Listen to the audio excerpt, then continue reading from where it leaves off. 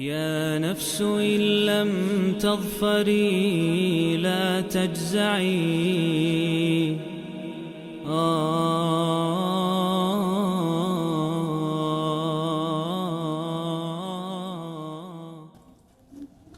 اسلامی بھائیوں، دوستوں، لیڈیز سیکشن میں بیٹھی ہوئی پیاری ماؤں اور بہنوں، تمام قسم کی تعریف، توصیف، بڑائی، کبریائی اللہ وحدہ لا شریک کی ہے، جس نے ہم تمامی انسان کو اس کائنات کے اندر مخلوقات میں سب سے اشرف مخلوق بنایا ہے۔ اسی اللہ وحدہ لا شریک کی تعریف ہے، حمد و ثنا ہے، بڑائی ہے، کبریائی ہے۔ اس کے بعد درود و سلام نازل ہو تمام انبیاء کرام پر، خاص طور سے ہمارے آخری نبی جناب محمد رسول اللہ صلی اللہ علیہ وسلم پر، جنہوں نے طرح طرح کی تکلیفیں، پریشانیاں، جسمانی اذیت اور زبانی اذیت برداشت کر کے اسلام کا صاف ستھرا اصول ہم اور آپ تک بحسن خوبی پہنچایا۔ وصلی اللہ علیہ وسلم تسلیما۔ محترم حاضرین، آج کے اس خوبصورت سی مجلس کے اندر میں انشاءاللہ تعالی جس موضوع پر کچھ باتیں کتاب و سنت کی روشنی میں ذکر کرنے کی کوشش کروں گا، وہ ہے صبر کے تعلق سے۔ اللہ رب العالمین سے دعا ہے کہ اللہ رب العالمین ہمیں حق بات کہنے اور کہنے سے زیادہ ہم تمام لوگوں کو اس پر عمل پیرا ہونے کی توفیق دے، آمین۔ محترم حاضرین، یقیناً یہاں پہ موجود اس خوبصورت سی بزم کے اندر موجود تمام لوگ خوش قسمت ہیں اور اللہ رب العالمین کے چنندہ لوگ ہیں، کیونکہ اللہ کے نبی جناب محمد رسول اللہ صلی اللہ علیہ وسلم کی حدیث ہے کہ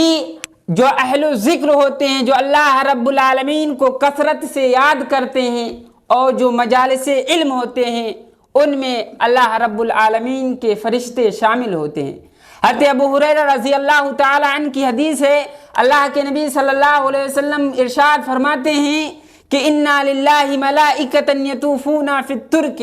آپ لوگ خوش قسمت کیوں ہیں؟ اللہ رب العالمین کے چنندہ لوگ کیوں ہیں؟ سلیکٹڈ لوگ کیوں ہیں؟ اس حدیث سے معلوم ہوتا ہے اللہ کے نبی صلی اللہ علیہ وسلم فرماتے ہیں کہ انا للہ ملائکۃ، بے شک اللہ رب العالمین کے کچھ ایسے فرشتے ہیں، یطوفون فی الطرق، وہ زمین میں ایسے چلتے پھرتے رہتے ہیں، اور یلتمسون اہل الذکر،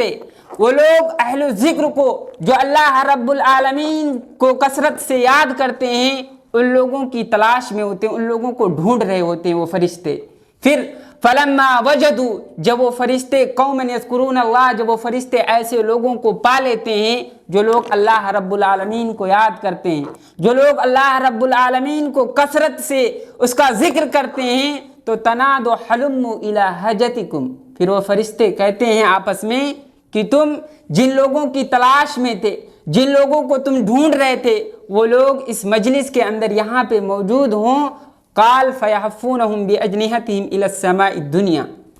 پھر وہ فرشتے جو مجلس کے اندر موجود تمام لوگ ہوتے ہیں، ان کو وہ فرشتے اپنے پروں سے ڈھانپ لیتے ہیں، اور ان فرشتوں کی تعداد اتنی زیادہ ہوتی ہے کہ اس مجلس سے آسمان دنیا تک، جو سب سے پہلا آسمان ہے، وہاں تک صرف اور صرف فرشتے ہی فرشتے ہوتے، اس قدر فرشتوں کی تعداد ہوتی ہے۔ پھر وہ جب فرشتے اس مجلس سے اللہ رب العالمین کے پاس جاتے ہیں، تو پھر اللہ رب العالمین ان سے سوال کرتا ہے، ان سے پوچھتا ہے کہ میرے بندے کیا کر رہے تھے، میرے بندے کیا کر رہے تھے؟ تو وہ فرشتے جواب دیتے ہیں اللہ رب العالمین مجلس کے اندر موجود لوگ تیری تسبیح بیان کر رہے تھے، تیری تکبیر بیان کر رہے تھے، تیری بڑائی اور کبریائی بیان کر رہے تھے۔ اللہ رب العالمین فرشتوں سے پوچھتا ہے کیا ان لوگوں نے مجھے دیکھا؟ پھر وہ فرشتے جواب دیتے ہیں اللہ رب العالمین وہ لوگ آپ کو نہیں دیکھے ہیں۔ اللہ رب العالمین کہتا ہے کہ اگر وہ مجھے دیکھ لیے ہوتے تو ان کی کیا حالت ہوتی؟ فرشتے کہتے ہیں اللہ رب العالمین اگر اس مجلس کے اندر موجود لوگ اگر تجھے دیکھ لیے ہوتے تو وہ مزید اور زیادہ بڑھ کر کے تیری بزرگی بیان کرتے، تیری حمد و ثنا، تیری تعریفیں بیان کرتے۔ پھر اللہ رب العالمین فرشتوں سے پوچھتا ہے، کہتا ہے کہ وہ کس چیز کا سوال کر رہے تھے، کیا چیز مانگ رہے تھے؟ فرشتے جواب دیتے ہیں کہ اللہ رب العالمین تجھ سے تیری سب سے بڑی نعمت جنت کا سوال کر رہے تھے۔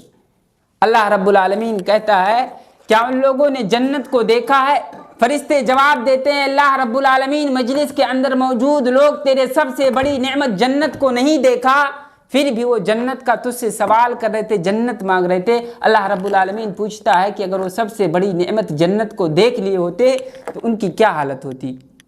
وہ فرشتے جواب دیتے ہیں اللہ رب العالمین مجلس کے اندر موجود لوگ اگر وہ تیری جنت کو دیکھ لیے ہوتے تو مزید اور بڑھ کر کے تجھ سے جنت کا مطالبہ کرتے اور زیادہ جنت کے شوقین ہوتے، ان کی رغبت اور زیادہ بڑھ جاتی۔ پھر اللہ رب العالمین پوچھتا ہے کہ وہ کس چیز سے بچنے کی دعا کر رہے تھے، کس چیز سے پناہ طلب کرنے کی دعا کر رہے تھے؟ وہ فرشتے جواب دیتے ہیں کہ اللہ رب العالمین تجھ سے تیری سب سے بڑے عذاب جہنم سے بچنے کی وہ لوگ دعا کر رہے تھے۔ اللہ رب العالمین پوچھتا ہے فرشتوں سے کیا ان لوگوں نے جہنم کو دیکھا؟ پھر وہ فرشتے جواب دیتے ہیں اللہ رب العالمین مجلس کے اندر موجود لوگ جہنم کو نہیں دیکھے، جہنم کے عذاب کو نہیں دیکھے۔ پھر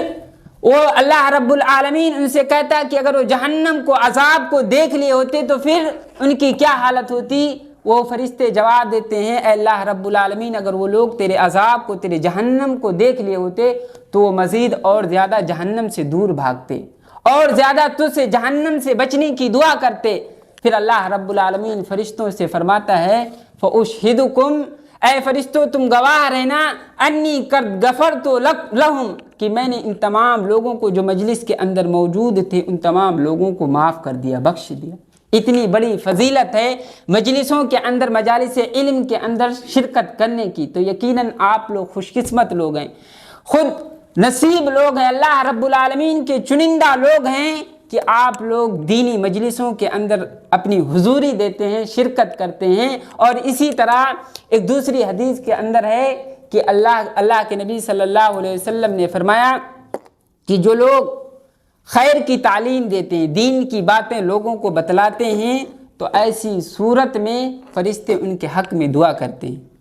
اللہ کے نبی صلی اللہ علیہ وسلم ابو امامہ باہلی رضی اللہ تعالیٰ عنہ کی حدیث ہے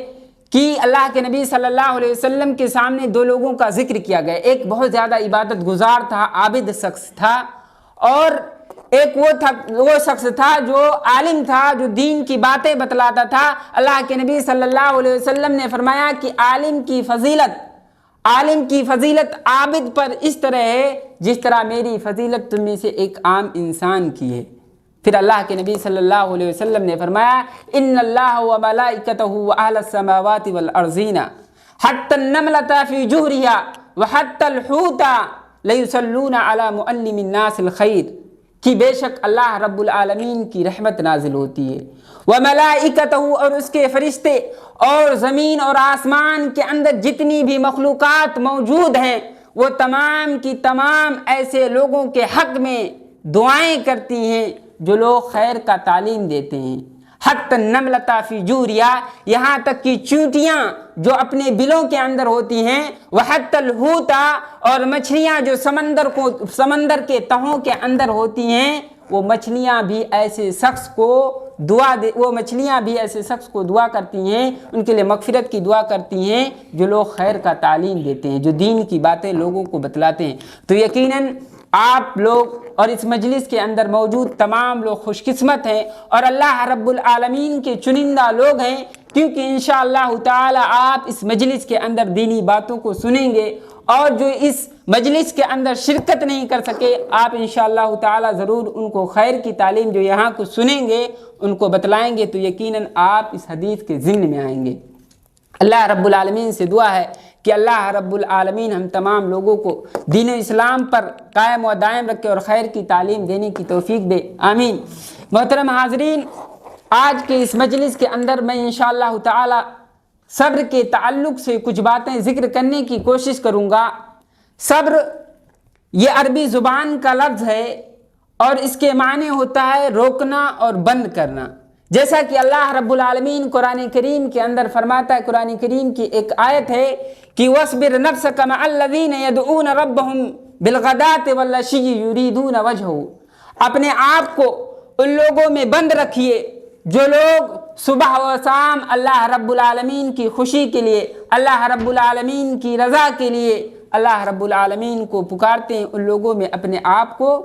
بند رکھیے۔ اسی لغوی معنی کو، اسی لیکسیکل میننگ کو دیکھتے ہوئے بعض اہل علم نے صبر کی تعریف کی ہے، اس کو بتلایا ہے کہ صبر کس کو کہتے ہیں۔ صبر کہتے ہیں حبس النفس عن الجزع والتسخط، صبر کہتے ہیں کہ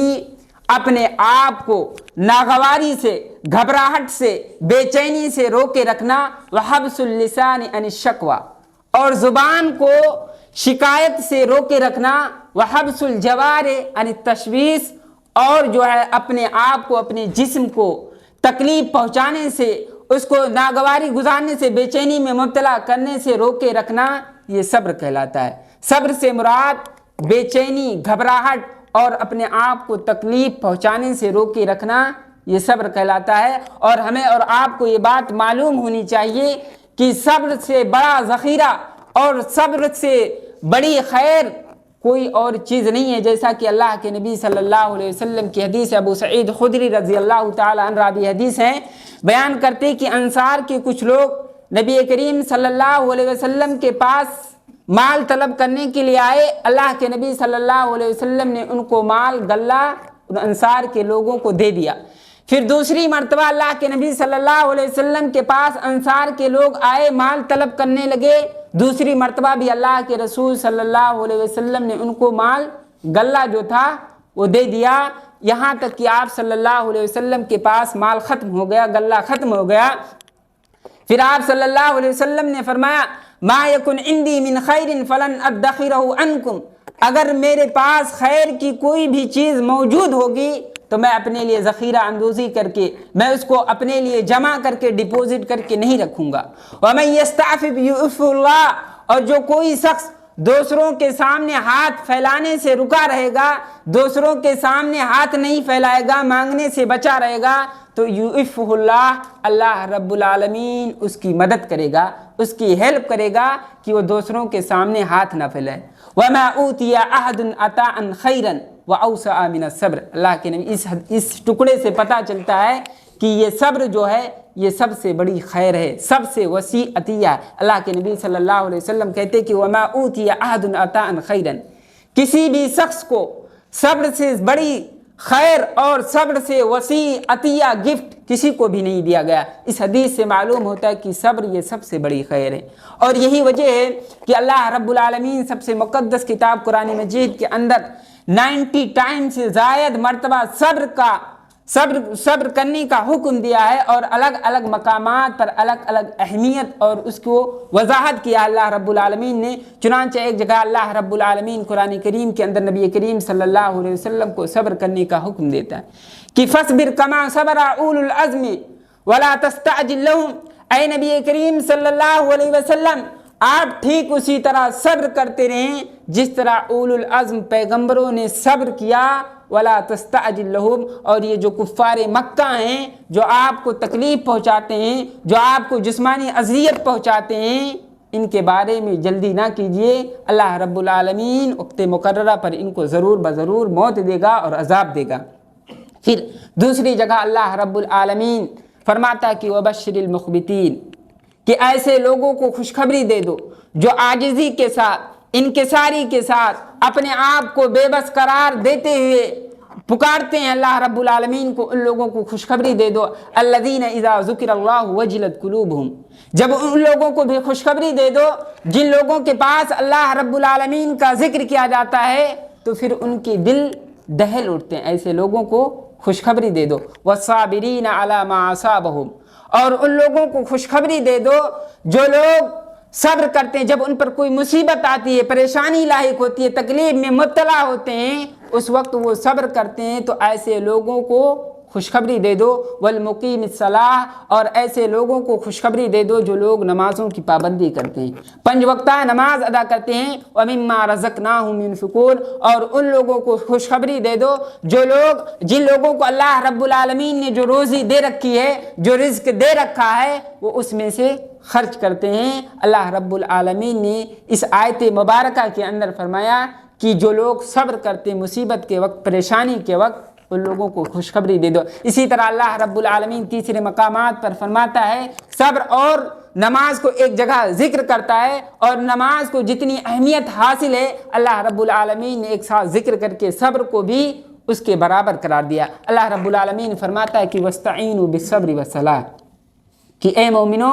تم صبر کے ذریعہ اور نماز کے ذریعہ اللہ رب العالمین سے مدد طلب کرو۔ اسی طرح ایک اور جگہ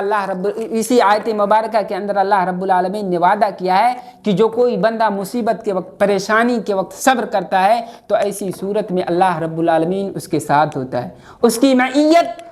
بندوں کے ساتھ ہوتی ہے، ان بندوں کے ساتھ ہوتی ہے جو لوگ صبر کرتے ہیں۔ اللہ رب العالمین کہتا ہے یا ایھا الذین آمنوا استعینوا بالصبر والصلاۃ ان اللہ مع الصابرین، کہ اے لوگو تم نماز کے ذریعہ اور صبر کے ذریعہ اللہ رب العالمین سے مدد طلب کرو، ان اللہ مع الصابرین، بے شک اللہ رب العالمین صبر کرنے والوں کے ساتھ ہے۔ اور جس کے ساتھ اللہ رب العالمین ہو تو پھر اس کا کوئی بال بھی باقا نہیں کر سکتا۔ اسی طرح اللہ رب العالمین نے ایک جگہ اپنی محبت کا اظہار کیا ہے واللہ یحب الصابرین، اللہ رب العالمین صبر کرنے والوں سے محبت کرتا ہے۔ تو میرے محترم بھائیوں اور دوستو، اللہ رب العالمین اس کائنات کے اندر، اس دار فانی کے اندر جو دنیا ختم ہو جانے والی ہے، اس دنیا کے اندر اپنے بندوں کو آزماتا ہے، تکلیف میں مبتلا کرتا ہے، پریشانی میں مبتلا کرتا ہے۔ اور اللہ کے نبی کریم صلی اللہ علیہ وسلم کی حدیث ہے کہ اشد الناس بلاء الانبیاء، کہ اس کائنات کے اندر سب سے زیادہ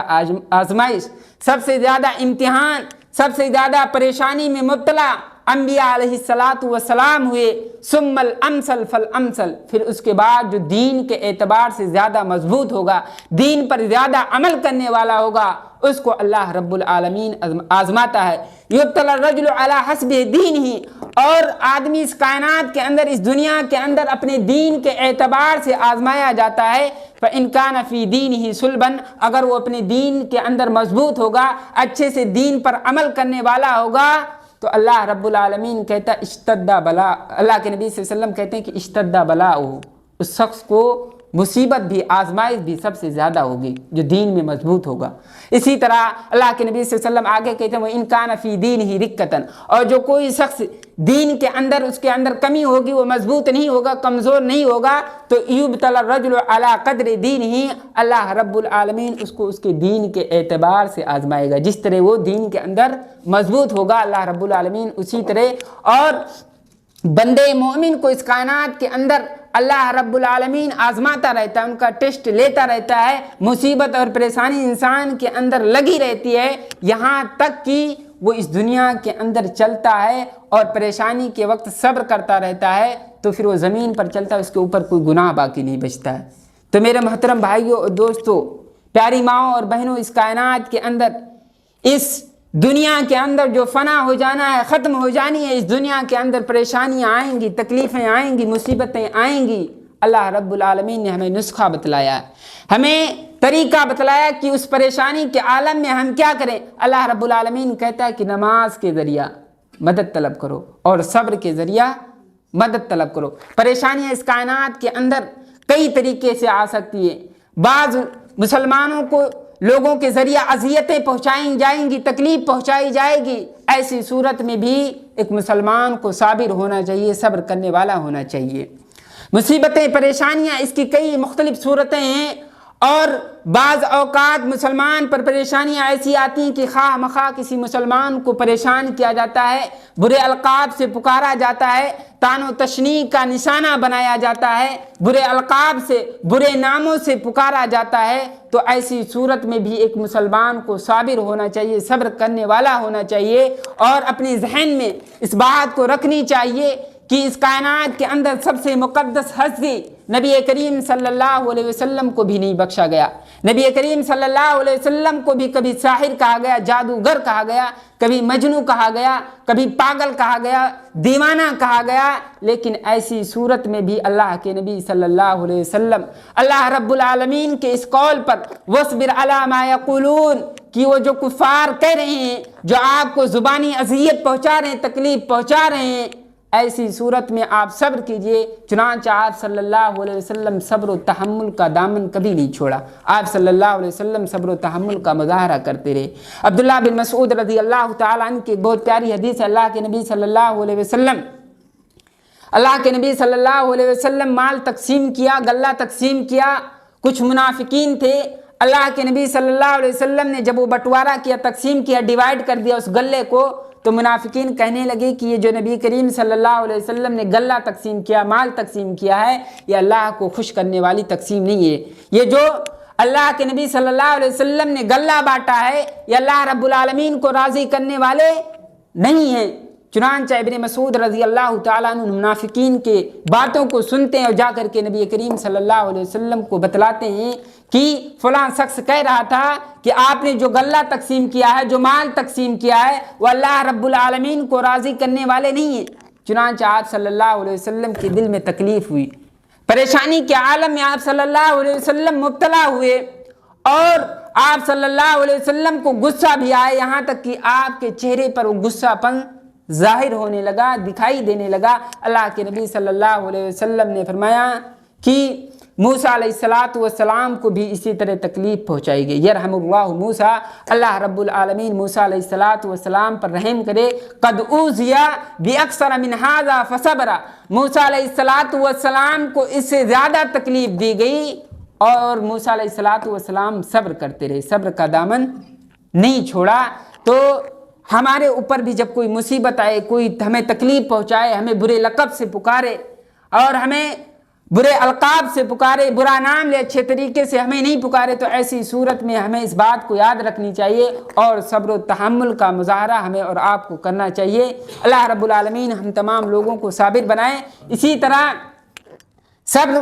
اللہ رب العالمین اس کائنات کے اندر ایک آزمائش اس طرح بھی کرتا ہے کہ اپنے پیاروں کو چھین لیتا ہے۔ جو پیارے چہیتے لوگ ہوتے ہیں، بیٹے کے روپ میں، باپ کے والدین کے روپ میں، اپنے چہیتوں کے روپ میں، اللہ رب العالمین اس کائنات کے اندر اپنے بندوں کو آزماتا ہے، ان کو چھین لیتا ہے، ان کی روح کو قبض کر لیتا ہے اور موت دے دیتا ہے۔ ایسے بھی اللہ رب العالمین اپنے نیک بندوں کو، اپنے بندوں کو آزماتا ہے۔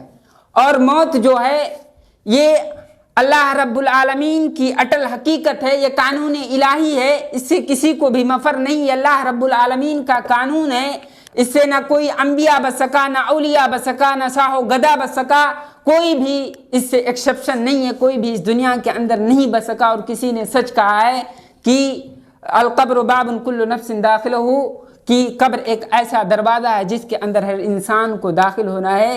اور موت ایک ایسا پیالہ ہے جسے ہر نفس کو پینا ہے۔ موت ہر زندہ پر آتی ہے، چھوٹے پر بھی، بڑے پر بھی، مالدار پر بھی، فقراء پر بھی، نیک پر بھی، برے پر بھی، عورت پر بھی، مرد پر بھی۔ غرض یہ کہ موت کا مزہ ہر انسان کو چکھنا ہے، اور جب کسی پر موت آتی ہے تو وہ نہ خود اپنے آپ کو اس سے بچا سکتا ہے، نہ اس کے ارد گرد بیٹھے ہوئے اس کے چہیتے، اس کے ورثہ، اس کے والدین، اس کے بیٹے بھی اس کو اس سے بچا نہیں سکتے ہیں۔ الغرض ہر انسان کو موت کا مزہ چکھنا، کوئی طاقتور ہو تب بھی اور کوئی کمزور ہو جب بھی، ہر انسان کو موت کا مزہ چکھنا ہے۔ اور اللہ رب العالمین نے قرآن کریم کے اندر دو ٹوک فیصلہ سناتے ہوئے فرماتا ہے کہ موت برحق ہے۔ وَمَا جَعَلْنَا لِبَشَرٍ مِّن قَبْلِكَ الْخُلْدَ أَفَإِن مِّتَّ فَهُمُ الْخَالِدُونَ، کہ اے نبی کریم صلی اللہ علیہ وسلم، آپ سے پہلے بھی کسی انسان کو ہمیشگی نہیں دی گئی، آپ سے پہلے بھی انبیاء آئے، آپ سے پہلے بھی کچھ انبیاء آئے اور ظالم بادشاہ لوگ آئے، لیکن کسی کو بھی ہمیشگی کی زندگی نہیں دی گئی۔ افإن مت، اے نبی کریم صلی اللہ علیہ وسلم، اگر آپ کو موت آ گئی تو فہم الخالدون، تو یہ کفار مکہ جو آپ کے لیے موت کی بد دعا کرتے ہیں، یہ بھی ہمیشہ نہیں رہیں گے، ان کو بھی موت کا مزہ چکھنا پڑے گا۔ اللہ رب العالمین نے اس آیت کریمہ کو نازل کر کے نبی کریم صلی اللہ علیہ وسلم کو تسلی دی ہے۔ نبی کریم صلی اللہ علیہ وسلم کو جو کفار مکہ نے، جب نبی کریم صلی اللہ علیہ وسلم دین کی تبلیغ کر رہے تھے، دین پھیلا رہے تھے، تو اس وقت کفار اللہ کے نبی صلی اللہ علیہ وسلم کے لیے موت کا بد دعا کرنے لگے، کیونکہ 80 سے زائد جو ہے مسلمان جو ہے حبشہ کی طرف ہجرت کر گئے، مائگریٹ کر گئے، تو ایسی صورت میں وہ کفاروں کے دلوں میں چبھنے لگا، اور کوئی بھی کفار کا ایسا گھر نہیں تھا کہ اس میں ان کا بیٹا یا بیٹی اس ہجرت میں شرکت نہ کی ہو۔ چنانچہ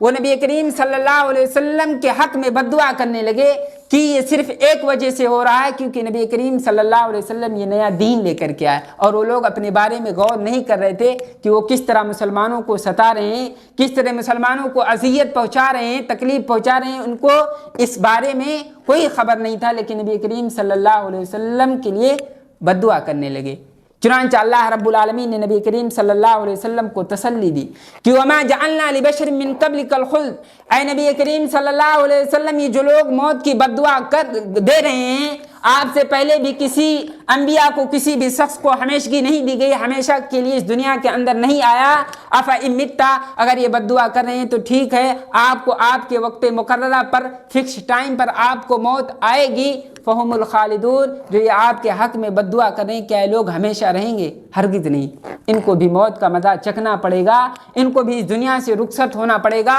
اور ان میں سے جو لوگ آپ کو بد دعا دے رہے ہیں، ان میں سے کچھ ایسے لوگ بھی ہیں جو آپ سے پہلے اس دنیا کو چھوڑ جائیں، اس دنیا میں آپ سے پہلے وفات کر جائیں، تو آپ کو گھبرانے کی ضرورت نہیں۔ اللہ رب العالمین نبی کریم صلی اللہ علیہ وسلم کو تسلی دے رہا ہے۔ اور اللہ کے نبی صلی اللہ علیہ وسلم کو جب اس دنیا کے اندر، اس کائنات کے اندر موت کا مزہ چکھنا پڑا، جو مقدس ہستی خاتم الانبیاء ہیں، امام الانبیاء ہیں،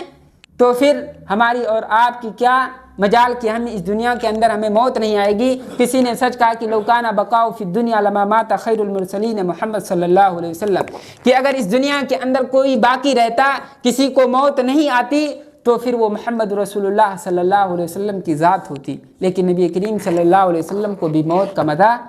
چکھنا پڑا۔ اسی طرح موسیٰ علیہ السلام جو بہت غصے والے اور بہت مضبوط، بہت قوی انسان تھے، طاقتور انسان تھے، ان کو بھی موت کا مزہ چکھنا پڑا۔ ان کے بارے میں ایک حدیث ابو ہریرہ رضی اللہ تعالیٰ عنہ کی بیان کرتے ہیں کہ ارسل ملک الموت الی موسیٰ علیہ السلام، کہ ملک الموت کو موسیٰ علیہ السلام کے پاس بھیجا گیا۔ فلما جاءہ، جب وہ فرشتہ آدمی کی شکل میں موسیٰ علیہ السلام کے پاس آیا، فلما جاءہ سقہ، تو موسیٰ علیہ السلام نے اس فرشتے کو ایک گھونسا مارا، ایک تھپڑ مارا کہ اس کی آنکھ پھوٹ گئی، اس کی آنکھ خراب ہو گئی۔ وہ فرشتہ اللہ رب العالمین کے پاس واپس جاتا ہے اور کہتا ہے کہ اللہ رب العالمین، تم نے موت کے لیے ہمیں ایک ایسے شخص کے پاس بھیجا جو موت کو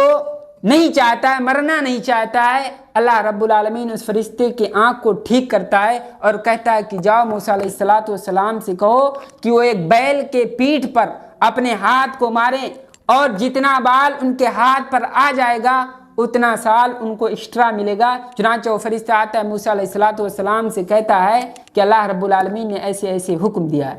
پھر اللہ رب العالمین سے موسیٰ علیہ السلام کہتے ہیں کہ پھر اس کے بعد کیا ہوگا؟ جتنے بال ہمارے ہاتھ میں آئیں گے، بیل کی پیٹھ پر میں ہاتھ رکھوں گا، جتنے بال آئیں گے اس کے عوض میں ہمیں ایکسٹرا سال ملے گا۔ اس کے بعد کیا ہوگا؟ اللہ رب العالمین نے فرمایا کہ موت۔ اس کے بعد موت ہے۔ پھر موسیٰ علیہ السلام نے کہا کہ پھر ابھی ٹھیک ہے، ہم اسی وقت موت کے لیے تیار ہیں۔ اور جب نبی کریم صلی اللہ علیہ وسلم کو موسیٰ علیہ السلام کو موت آ کر کے دبوچ لی، ان کو بھی موت کا مزہ چکھنا پڑا، اور اللہ رب العالمین کا قول ہے کہ وَلَن يُؤَخِّرَ اللَّهُ نَفْسًا إِذَا جَاءَ أَجَلُهَا وَاللَّهُ خَبِيرٌ بِمَا تَعْمَلُونَ، اور اللہ رب العالمین باخبر ہے جو تم کرتے ہو۔ اس سے معلوم ہوا کہ اس کائنات کے اندر سب سے مقدس ہستی نبی کریم صلی اللہ علیہ وسلم کی ہستی ہے، امام الانبیاء کی ہستی ہے، ان کو بھی موت کا مزہ چکھنا پڑا۔ طاقتور انبیاء میں سے موسیٰ علیہ السلام ایک نبی ہیں، انہوں نے فرشتے کو گھوسا مارا کہ اس فرشتے کی آنکھ پھوٹ گئی، ان کو بھی موت کا مزہ چکھنا پڑا۔ تو پھر ایسی صورت میں ہمیں اور آپ کو بھی ایک نہ ایک دن موت کا مزہ چکھنا ہے۔ اس بات کو ہمیں اور آپ کو ذہن میں رکھنی چاہیے۔ اور جب ہمارا کوئی چہیتا، ہمارا کوئی اپنا قریبی رشتہ دار اس دار فانی سے کوچ کر جائے، دار بقا کی طرف رحلت کر جائے، تو ایسی صورت میں ہمیشہ ہمیں صبر کا دامن نہیں چھوڑنا چاہیے، ہمیں صبر کرتے رہنا چاہیے۔ ایک حدیث ہے اللہ کے نبی صلی اللہ علیہ وسلم، حضرت اسامہ بن زید رضی اللہ تعالیٰ عنہ کی حدیث ہے کہ اللہ کے نبی صلی اللہ علیہ وسلم کی ایک بیٹی، اللہ کے نبی صلی اللہ علیہ وسلم کی 4 بیٹیاں تھیں، ان میں سے ایک بیٹی زینب رضی اللہ عنہا، ان کے ایک بچے قریب المرگ میں تھے، موت و حیات کی کشمکش میں تھے، وہ موت و زندگی سے لڑ رہے تھے، ان کی بیٹی زینب رضی اللہ تعالی عنہ نے نبی کریم صلی اللہ علیہ وسلم کے پاس ایک پیغمبر کو بھیجا، ایک خبر لے جانے والے شخص کو بھیجا کہ جاؤ نبی کریم صلی اللہ علیہ وسلم سے بتلا دو کہ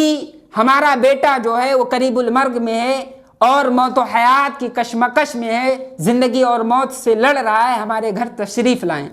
چنانچہ نبی کریم صلی اللہ علیہ وسلم نے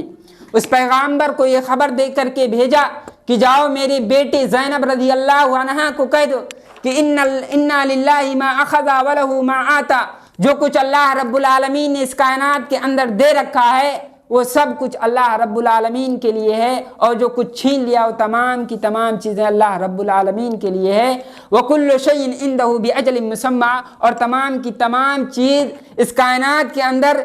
اس دنیا کے اندر یہ اجل وقت مقررہ تک ہے، فکس ٹائم تک ہے۔ فَلْتَصْبِرْ وَلْتَحْتَسِبْ، اے میری پیاری بیٹی زینب رضی اللہ عنہا تم صبر کرو اور اللہ رب العالمین سے اجر کی، ثواب کی امید رکھو۔ پھر حضرت زینب رضی اللہ تعالی عنہ نبی کریم صلی اللہ علیہ وسلم کی بیٹی دوبارہ پیغمبر کو نبی کریم صلی اللہ علیہ وسلم کے پاس بھیجتی ہیں، کہتی ہیں جاؤ اللہ کا واسطہ دے کر کے کہو کہ میرے ابو جان نبی کریم صلی اللہ علیہ وسلم ہمارے گھر تشریف لائیں، کیونکہ ہمارا بچہ جو ہے وہ قریب المرگ میں ہے، موت و حیات کی کشمکش میں ہے، موت کے قریب ہے، ہمارے گھر ضرور تشریف لائیں۔ چنانچہ دوبارہ پیغمبر جاتا ہے اور اللہ کے نبی صلی اللہ علیہ وسلم سے بتلاتا، اللہ کے نبی صلی اللہ علیہ وسلم سعد بن عبادہ، ابی بن کعب، زید بن ثابت اور دیگر کئی صحابہ کے ساتھ اپنی بیٹی زینب رضی اللہ عنہا کے گھر جاتے ہیں اور بچے کو نبی کریم صلی اللہ علیہ وسلم کی گود میں رکھ دیا جاتا ہے۔ اللہ کے نبی صلی اللہ علیہ وسلم بچے کی حالت دیکھتے ہیں اور ان کے آنکھوں سے آنسو ٹپکنے لگتے ہیں۔ حضرت سعد بن عبادہ رضی اللہ تعالیٰ عنہ دیکھتے ہیں، کہتے ہیں اللہ کے نبی صلی اللہ علیہ وسلم یہ آنسو کیسا، یہ آپ کے آنکھوں سے آنسو کیسا نکل رہا ہے؟ چنانچہ اللہ کے نبی صلی اللہ علیہ وسلم کہتے ہیں ہذہ رحمت،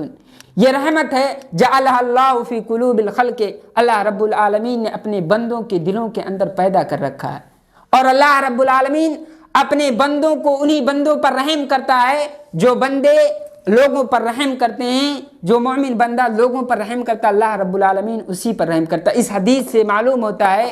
کہ جب کوئی چہتا اس دنیا سے رخصت ہو، جیسا کہ نبی کریم صلی اللہ علیہ وسلم اپنی چہتی بیٹی کو کہہ رہے ہیں کہ فَلْتَصْبِرْ وَلْتَحْتَسِبْ،